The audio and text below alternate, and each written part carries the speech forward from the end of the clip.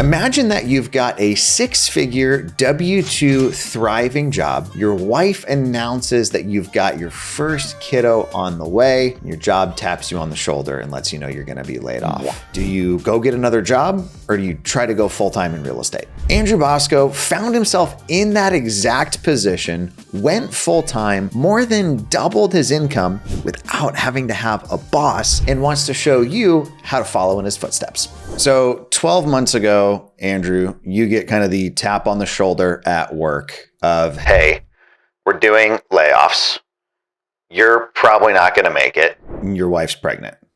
What do? We kind of back up and sat there and said, what's the best choice for me and what's the best choice for us? And so my decision at that point for what would you do was, I was so tired of biotech. I was like, I can't stand corporate. I can't do this again going that realm. It makes zero sense. And so I was a part-time agent at that time. And I just was like, I did pretty well my first year. You know, I did about like $5 million in volume part-time. Like I was just working weekends and early mornings. And I was like, well, that was only with like 5 or 10 hours a week. So if I just go to 40, wouldn't I make, you know, that equivalent of that money coming up to 15, 20 million, which is pretty close to actually what ended up happening.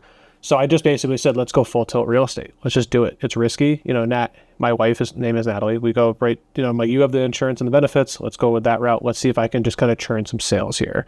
And so that was sort of the, let's go with this. And then we know you're pregnant, so we got to make it up as we go for, let's hope for I get some stability. Let's give me 6 months. Let's put it on the clock. And that's basically kind of what we did. Yeah. I've always found like the first step to financial freedom, in my opinion, is that ability to eat what you kill or benefit off of what you're able to generate or source. It's not that, you know, I might work 10 minutes on something, but if that's a very productive 10 minutes, that could be 50 grand versus, you know, back in the day, I was making 23 grand a year and it didn't matter how hard I worked or didn't work. It was pretty much that baseline. So my family wasn't really business owners, blue collar workers, really traditional safe job bet. My wife's family, on the other hand, is in full real estate. They got to experience 08. So I heard about it's not always predictable. That fear really set in of like, well, what if the Northeast isn't as good as I think it is? My job as a scientist was to overanalyze to the point of what can go wrong will go wrong. And if you do that in real estate, you're protecting yourself, but you're probably going to get analysis paralysis and not make the choice. Doers survive, overthinkers die. It's just a reality. So that fear was very real. One thing being a scientist that I absolutely hated, whether it was the engineer or the scientist side, was I could work 60, 70, 80 hours a week harder than everybody else and not get paid for it extra. It just didn't happen. Real estate, that was the opposite. You are paid, incentivized by how smart you work and how hard you work. And I just totally gravitated towards that. That's awesome. I appreciate you sharing that. You joined CCF, was it about that time? Was it right before that? What did timing look like there? Pretty much like April of 24, the biotech was like, the switch is off. And I was a part-time agent. And I just remember sitting there and I was like, okay, I could be a full-time agent. And the thing that I kept hearing from people was like, oh, you just got to go get deals in the market. And I was like, I feel like there's more. I feel like I definitely know that there's more out there than doing like just that traditional like agency route, go to showings, whatever. Like I didn't want to be an agent either. So I should, disclaimer there. Like there was nothing enjoyable to me about bringing Susie Luhu to go see her dream house. And she's like, I don't like this. The curtains suck. And I'd be like, kill me, please. I was more of like the investor guy that like, did the numbers make sense? Did they work? Are you going to make money from this, et cetera? And so enter April. Now we have like May, June. I had some lunches with different people, and there's a few local guys that are in CCF that actually are local to me. And we were talking, and I was looking at different programs, and there's a bunch of people that are like, don't do a coaching program, just do the work. You'll figure it out. And I'm like, or I could join a program. Yeah, I have to pay for it, but like at the same time, if I learn in 5 or 6 months, would it take me 2 years to learn on my own? Like I accelerated the scale. Why would I not do that? Yeah. You're paying for knowledge. That's fine. So kind of like July-ish, I joined CCF at that point. And so I'm a full-time agent at that point. I'm in CCF. And then I was doing a little bit of administration work part-time at Candor Realty, which just kind of where my license is being hung up there. And the owner of the company was very involved with me, being like, you seem like a pretty smart guy, like, you know, help me with these projects, et cetera. So I was kind of balancing a little bit of that too.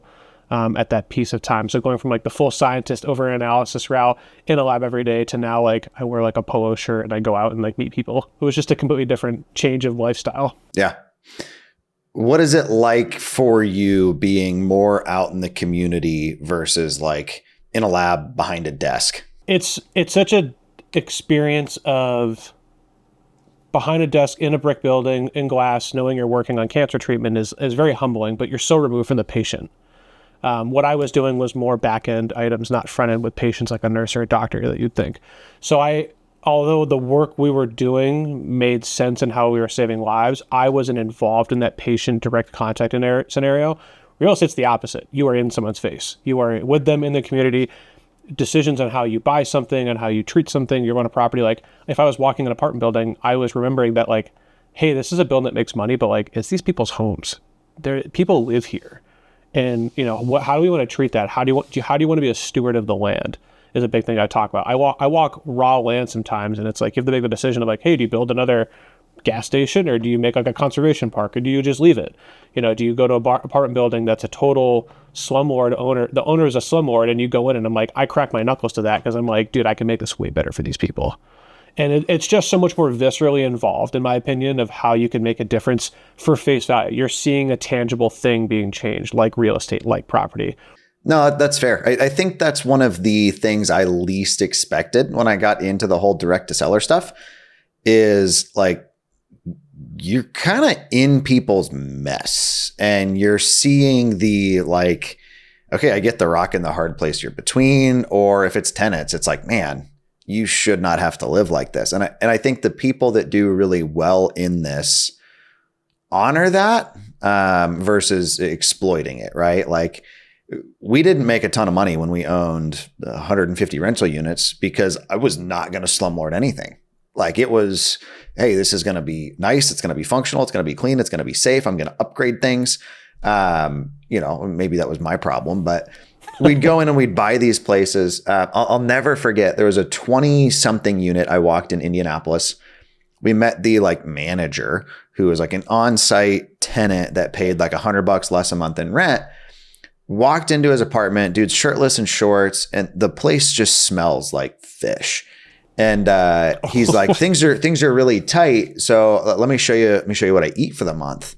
And literally opens the oven and there's a tuna casserole in it. And he's like, you do some crackers, some tuna, some cheese, a little bit of rice. It's enough nutrients to last you 30 days for like $80. And I'm like, dude, and you're in charge of maintenance decisions. And like that, how do we get by with the absolute minimum while like honorable? I've been very poor was also like, yeah, but that's not how you manage people's homes. So there were units that it was like their shower doesn't really work. And long story short, the out-of-state landlord did not agree with our assessment of its value. So we didn't buy the place, but it's hard to not walk into those situations and feel like I would like to make things better for all of you.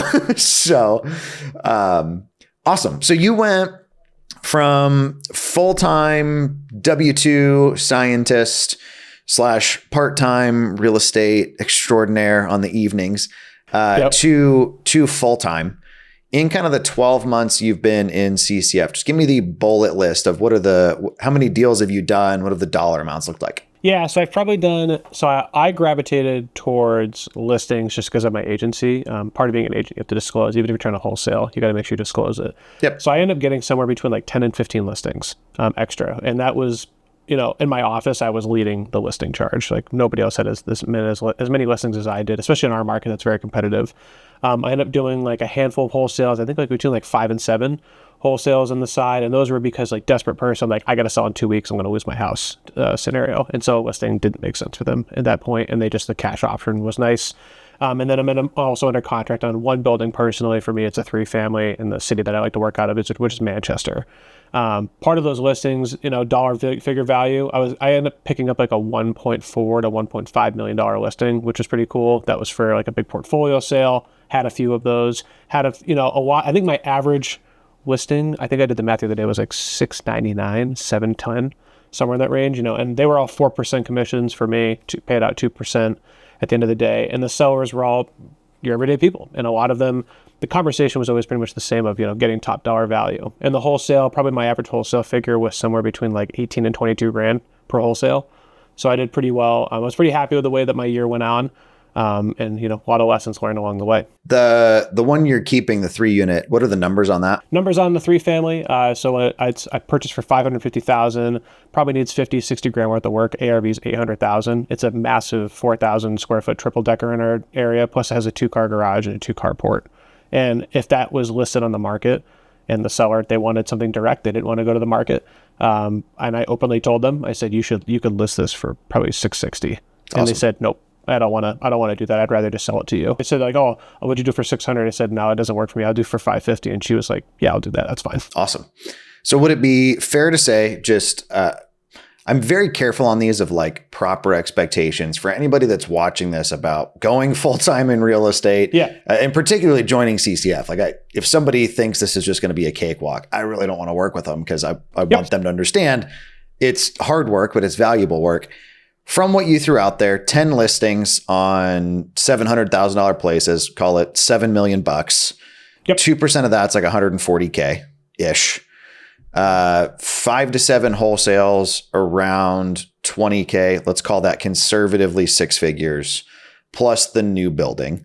Would it be accurate to say $300K in benefit from your first year full time? 100%. Yep.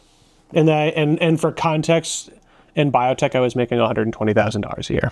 All right. So more than replaced that income, plus the equity, plus the cash flow, plus the wholesale income. Yep. And yeah, the business ownership, all that. You learn how to feed yourself instead of depending on a W-2 lifestyle, which is a mindset shift. You're now considering something that a lot of young families are considering that I just want to throw out.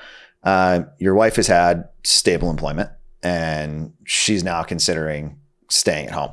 So what does that look like? What are your feelings around that? How do you feel about, swinging into your second year of this? Yeah, it's a good question. So first and foremost, when you get married and you have children, you decide to have children, you become a team automatically. You know that as well. Every other parent knows that out there. And part of the discussion we've had together is, what does this look like?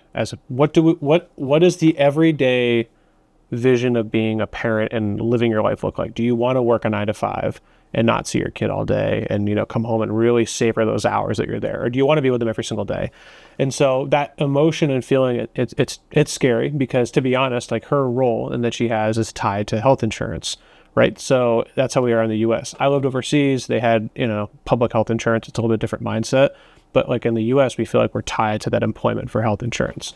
So the fear of like, oh God, what are we gonna do about that? But there's solutions. You can pay for health insurance. It's just ungodly expensive. So there's a lot of fear, I think, in you lack the stability, but then it turns into, okay, like we're a team. What does that look like now? Am I really dedicating full day? Am I not really seeing my wife and my daughter, but she's home all day? Managing the house, basically being a house manager and like keeping me sane and keeping our daughter safe, healthy, and happy. So there's a lot of that discussion of what makes sense for the family, what makes sense from a fiscal standpoint, an emotional standpoint, and a mental health and well-being. I've told her openly, and I think other parents that are out there that try to be stay-at-home parents, do you want that adult interaction or do you not care? Do you want to be by yourself? You have to really sit there and reverse engineer, what does the perfect day look like? And what parts does that look like? And how do I get there? And that's kind of what we've been trying to do together the whole time. Yeah, that's awesome, man. I would argue anybody who's married that approaches their marriage, especially post kids, from anything other than the standpoint of like if you get into what you're doing versus what I'm doing and score, like you're gonna get divorced. Like early on in my career, it was actually right around when I went full time. There's a business coach I worked with that I still work with today. And he called me and he was like, hey, you want to get divorced? And I was like, oh, absolutely not. Like, that's not even an option for me. And he goes, oh, okay, you act like you want to get divorced. And I was like, oh, okay, that's good feedback. How do I need to show up better, right?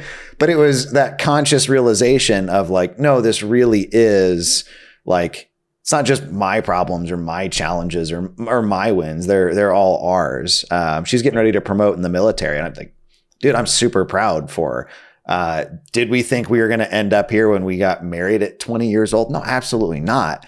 But like, huge career milestone she thought she'd never reach. And I get to go celebrate that with her, September 1st. So that's super cool. Kudos, man. So one thing you did, Andrew, that I think is pretty neat, you've kind of mentioned this Candor Real Estate, this brokerage you're a part of, using direct to seller. You made yourself one of the top performers in that brokerage, and you parlayed that into something pretty ninja. So what is the new role that you're stepping into due to your new skills? Yes, as of September 1st, the parlay move is that the owner and I have been talking for like a year plus, and he said, he approached me a few months ago and said, I'd like if you could be the CEO of Candor Realty.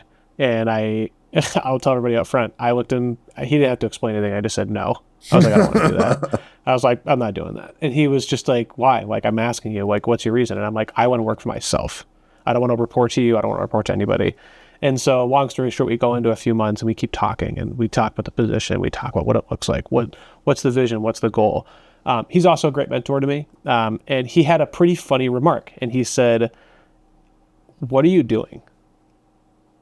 And I think most people, and I'm explaining this in depth because it applies to CEO role, most people just kind of do their day-to-day with like no thought to why they're doing it.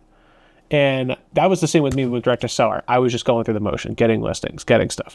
But like, what am I building? And I realized the direct to seller that I learned in CCF, and this is something that I'd never realized when I worked in biotech, is in biotech, I wasn't really good at like the science. There was people that were geniuses, in my opinion, about how to handle and analyze data. That wasn't me. I was the system guy. I was known for tech transfer, bringing one process to another, systematizing things.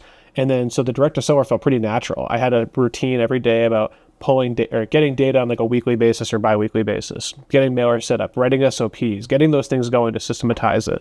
And through all that learning, the owner at one point said, do you want to be the CEO? And I said, no. Backtracking now, looking at it, I'm joining September 1st as a CEO because we had a conversation about what does it look like? You can still do direct to seller, you can still be part of that, but I want you to help build the company. I have always had a pretty big vision and praising of Candor Realty because the goal is to help 1 million people reach financial independence. However we do that is up to us, but that's something we're trying to grow at a national level, starting in the New England region. And so we're trying to keep building that business model. And the fact that he had faith in me, he's seen me for the last year plus grow and develop into this person that can make systems and do those things.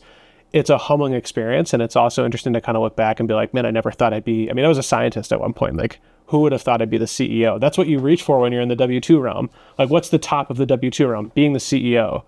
And like, all of a sudden, like now, like I'm back into it. Like, I don't feel like it's a W-2. It's still part of my daily life in real estate. And it's a pretty incredible feeling at the end of the day to say like, man, like I used to be like this farm boy from New Hampshire, all of us, and like, played college lacrosse, traveled the world, did my thing as a teacher, was a scientist. Like I'm a CEO now of a brokerage. Like that's sort of a crazy like story to tell. This isn't like you're CEO of your buddy's brokerage with one agent that does one list. Like this is something substantial that you're going to be piloting. And honestly, I'm excited for the people that are involved on where you can take it, and for you and your wife just on the opportunities that it affords. But everybody knows the like, oh, I'm a CEO, and it's like them and their cat. So this is something substantial that you've landed. So very, very proud of not only how you've shown up there, but how you've shown up in CCF. And one compliment I just want to give you publicly. You've engaged and you've asked for help when you needed it. You and I have done a couple one-on-one calls of just like, hey, this is the problem. How do we solve it? Versus you just being like, well, okay, I have a problem. So well done, man. Thank you. I appreciate it. Over the past 12 months, you've set up like new brand, you've built your website, you've deployed marketing, you've worked leads in your CRM, like all of the stuff we initially helped with in CCF. What are some things you've learned or surprised you, or just some pieces of advice you have for people that are considering going down a similar path of like, hey, I wish I had done this instead of that? First piece of advice is you don't know what to not know. So I'll give my scientist background. It's really good to analyze and say like, what am I doing? It's way better just to do it, check in on a 7-day basis and say, did that work? Yes or no? That's my biggest thing. Like at the end of the day, like I think like before I even really started direct to seller at CCF, I like watched every video, did all the stuff. And then I was like, I'm ready to do it. And then I was like, shit, I forgot everything. So like I went through all the videos. And so instead I backed up and said, let me go video by video and like, let me implement what he's saying right now. It's just like reading. People are like, oh, I crushed like 50 self-help books. I'm like, that's great. What'd you learn? And they're like, Nothing. Nothing. And I'm like, okay, so like instead on the chapter by chapter basis, like implement. What are you doing? What's actually making the change? That's advice number one. I'd say advice number two is reverse engineer what you want. Do you want to make $100,000 a year, $200,000 a year, $300,000 a year? Okay, so then, or do you want to like own properties? Do you not know what you want and you just want someone to tell you what to do? That's honestly like that's a huge population of people. People just want to be told what to do. I've always thought about that. Like most people aren't self-thinking, which is where you have to say you should really ask yourself and sit down for 20 minutes and talk to yourself like a crazy person and be like, what do I want? And if you don't know the answer, get grilled by someone. Interview somebody at CCF. I'm sure, Ryan, like you'd love to hook somebody up. I think I've talked to people that want to join CCF, and I'm like, I ask them like, what do you want? And I think like out of the 4 calls that I've talked to, they've all said like, I don't really know. I'm like, okay, so like that's an important conversation. Why are you paying money or to join something without knowing why you're doing it? So I'd say like live with intention is my biggest thing. That's one of the first things I ask is like, what are you doing now? And where do you want to end up? Because if I can't accelerate that gap, if you came to me and you're like, I want to be a better scientist, let me join CCF. I'd be like, no, like I cannot help you with that. Appreciate the interest. Best of luck. I think my answer to that, if somebody came to me and they're like, hey, I don't know what I want. First thing is you need something where you can eat what you kill or benefit off of the result that you're generating. Like if you're in credit card debt or student loans or any of that, like take what you're currently making, divide how many hours you would have to work to pay that off or down or reach financial freedom, whatever that looks like to you, not even counting taxes, and decide if, okay, do I want to develop, 53 years to paying back my student loans? Sure. Or, okay, what if I just did, 2 or 3 or 3 or 4 deals? Real estate for me has been the path. I prefer the transactional stuff. And then let me put that money back into assets or property. So I've always been make it in real estate and then deploy it either into my own companies or assets themselves. That's kind of been my path, but everybody's is different. Yeah, 100%. I feel like you have to find that path. And I mean, I would say it like lesson learned, like the 2 that I always think of is when you work at a company and you're a W-2, you're taught niche trade skills. I was never taught marketing, budgeting, and all those things. And you figure out really quick that it like probably looks easy on the high level, but it's the Dunning-Kruger effect. Like it's just so much ignorance that eventually like you're like, I know what I'm doing. And then you do it and you're like, I have no idea what I'm doing. The hardest lesson for me easily out of the gate was budgeting. I remember I think like on CCF was the first mistake I made. It was like, I think I was like, I'll do mail, PPC, cold calling, but I never actually worked the systems. And I did direct email, mail, cold calling, and PPC. I threw a ton of money at it. And then I just didn't know how to follow up with leads. And I'm pretty sure like for 3 months, I just let it ride. And I was like, why am I getting deals? Like, what am I doing? Like, this is supposed to be easy. What am I doing? And I never and I went back and looked and I was like, dude, I didn't have a drip filter setting set on. I didn't know how to follow up. I don't even know how to do acquisitions and sale. I didn't know how to really even do a wholesale. Like there were certain things that I just regrettably looking back, but also learning as now being like, you have to be with intent. Whatever you're doing is with intent. So like I've totally changed my business style where it's less is more, but I'm doing it at a high quality level. And so that's at least what I found to be successful as like my biggest piece of advice. And then only advice number 2 is I'm a guy that's just going to say it, like live with intent, but jump and do it. Build the plane as it falls. And at the end of the day, know that you have a parachute on your back. You can always just say no, but just jump, just go for it. I find the working of the leads is the least sexy part of this entire. Nobody wants to call somebody for the 15th time that 14 times was like, it just sent them to voicemail. Right. a lot of people, when they get into real estate, they start to get some traction. They think like, oh, I should hire an acquisitions manager. What we push in CCF is like, hire a lead manager. We call them qualifiers at Sold Fast. Somebody that all they do is work your leads, tee you up for the appointments like you're the best thing since sliced bread.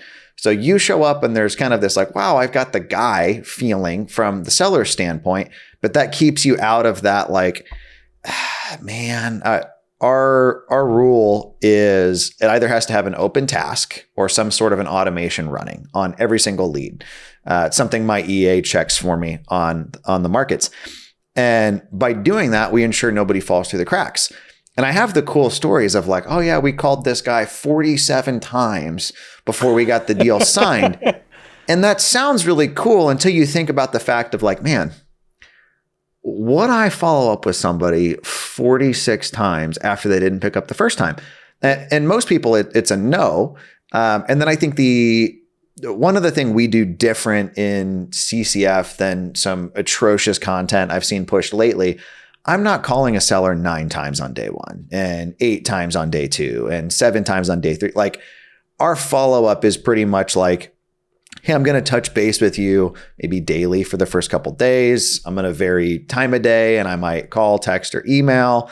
But then very quickly, I'm like weekly or, a couple times a week to monthly. Yep. So you can follow up consistently without it being harassment. Like those 47 calls I mentioned, I think was over the course of like 6 or 7 months versus like, no, that was week 1. So just disclaimer. Yeah. And to be honest, like it's fair to you. Like I think I learned that from you guys for lead management because I found out my lead manager for the big portfolio deal. I think that was her 17th attempt at calling. And he randomly said, I think on her first call, on attempt 18, he picked up and she's like, oh, like she doesn't say like, I'm trying to reach you. She just was like, hey, nice to meet you. And he goes, oh, I've never seen your number before. And like, it makes you laugh because you're like, oh, okay. Like it's a fresh start. Like you don't know that I've called you 18 times. And like, and he was a super nice guy. We still stay in touch. He's all pumped up. He's like, man, I bought that place 20 years ago and I thought it was gonna be worth nothing. And you like doubled my money. That was great. And it's just interesting how it all kind of transpires over time. The cheesiest expression in real estate is like time in the market beats timing the market, but it's just facts, especially in your guys' market. Your guys' market has just gone up like stupid. So it's like our appreciation is insane in the Northeast. It's crazy. Yeah. Awesome, dude. Anything I should have asked you or anything you wanted to share that we didn't hit? Yeah. So I'll kind of give this is a full disclaimer. So if you are looking for a community of people that genuinely care, they want you to be better, they're giving you real facts, real life, real tools that they're using every day, bringing you continual content, and also bringing you the ability to succeed. And all you have to do is be smart, show up, and be actionable, then you should probably join CCF. That's what I would tell everybody openly. I was approached by 6 different coaches locally, and I'm going to give this full disclaimer out there. Ryan was the only national coaching program that I was talking about, and everyone was like, you got to join this guy. He's great. And I met with all of them. They were pretty nice people. There was one thing that I knew out of the gate, though, which was that authenticity was Ryan Dossey.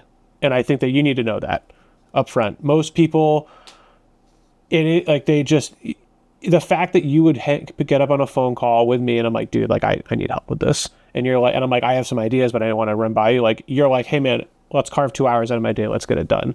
There's not many programs that would do that. And I think that people that are looking at CCF and they're like just debating it, like you just take the jump, just hop on a call with Ryan. And I think it's worth every cent of your time. Thanks, man. No, I started CCF because one of the things I found locally is, dude, I don't coach people in Indianapolis. It's my main market. I believe what we do does give us a competitive advantage. So like, well, if it works so well, why do you teach it? Well, I don't teach it to people that live where I'm at. But the thing I ran into locally was when I wanted help, it was like, you're getting advice from people that we can all say like, oh, abundance, there's enough to go around. But like, oh yeah, if you find some secret little honey hole that's printing money for you, like you and I were talking about on the listing side, something that I can apply in my markets that doesn't impact you. You're not going to tell the other local real estate agents like, hey, here's my lead source. Here's how I'm converting it. Here's what it's doing. But in a group setting of people that aren't really in your market, it's this very different, like, I can tell you how I found my contractor because you're not going to go steal mine from me. And dude, I appreciate that. I've done my best to set proper expectations, and this is what this is, and this is what this takes. Maybe to a fault, like maybe I should be a little bit more like, oh, rose colored glasses. Right. But no, I didn't pay you to say that. And, B, that's very kind of you. Yeah, of course. And I think to your point, right, like you're talking about the rose colored glasses, I think if it was easy, everybody would do it. What I tell everybody, someone was like, is real estate harder than being a scientist? And I always have to back up and think about this because there's different avenues of difficulty that I look at. And you only know what's hard because you know what's hard based on what your experiences are. I think working in the direct-to-seller market and real estate and doing stuff at CCF, it's easy in the sense that you're given, here's the tools on how to succeed. Consistency trumps just how hard you work all the time, though. Like me doing the little things that I do not want to do on a weekly basis because I'm just tired. That's what separates me from getting the next deal, is what I tell people. And It's just, can you be that consistent? Can you do the little things? Like someone was asking me one time, do you think I could do it? And I'm like, do you work out every day? They're like, not really. I'm like, you should try working out 2 weeks in a row, 5 days a week, and tell me if you can do that. That's only an hour and a half every workout. Just tell me if you can do it. And it's amazing. Most people can't do it. One of my slogans I use with myself is, I want to be somebody who executes regardless of how I'm feeling that day.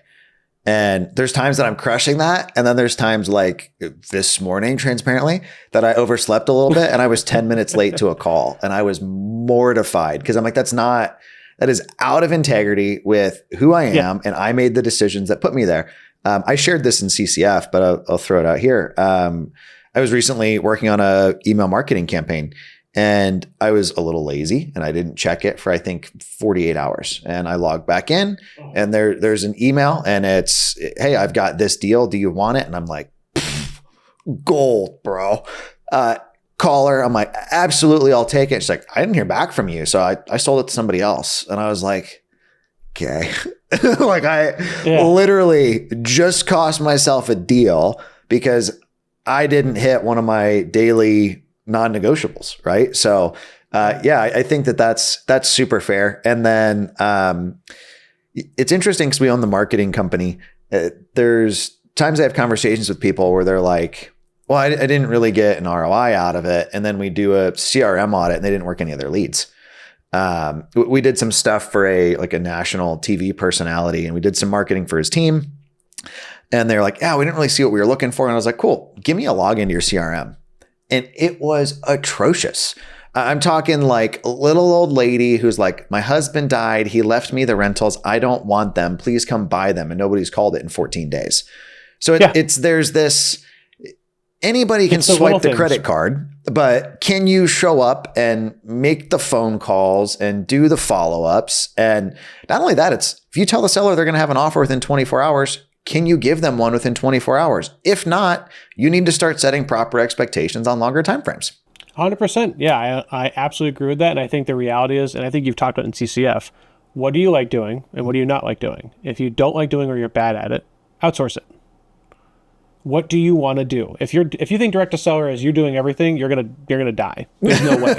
There's literally zero. Like if I had to pull every single piece of mail, send the mail out, do all the emails, do the calls, do this, I would be dead. I have 5 employees. There's a reason. I was talking to a gentleman at a business meetup last night here in San Diego, and he runs a large insurance company. And he's like, oh, what do you do? And I'm explaining real estate stuff. And we get talking about Ballpoint. And he's like, oh yeah, I was looking at like trying to buy like a handwriting machine off of Amazon from China. And I've got like these letters I'm going to do. And I was like, first off, dude, the ones off Amazon are going to suck. Second off, it's a huge pain in the butt. My cost on these for you is going to be like under $1.50 a piece. And he was like, oh, and I was like, and just done. And he was like, I'll call you tomorrow. So it's that, yeah, you don't want to, if you try to do everything, you're not going to do anything. It's just been my experience. True. Yep. 100%. For folks watching this, man, that are like, hey, he seems like a cool guy. I'm in the Northeast. I want to join Candor, or I want to bring him a deal. What's the best way for somebody to get in touch with you? Yeah, you can go on my socials. My Instagram, my Facebook is fine. I mean, I even got my cell phone and my email, so go for it. I mean, it's public information now with the CEO, so it's just out there. So I don't mind sharing that whatsoever. Awesome, dude. I really appreciate you taking the time away from prepping for your new CEO role, changing diapers, and, being a top agent of the year. So I appreciate it, man. Thank you for hanging out with me. Thanks for having me, Ryan. Always appreciate it, dude. Thank you guys for taking the time to hang out with myself and Andrew today. Hopefully you found it helpful. I've got to know him pretty well over the past 12 months, and it's been an absolute honor getting to see him grow, not only as an entrepreneur and as a business owner, but also as a first-time dad. If you haven't already, be sure to like the channel and subscribe. That helps us get in front of more folks like you, and I'll talk to you guys soon.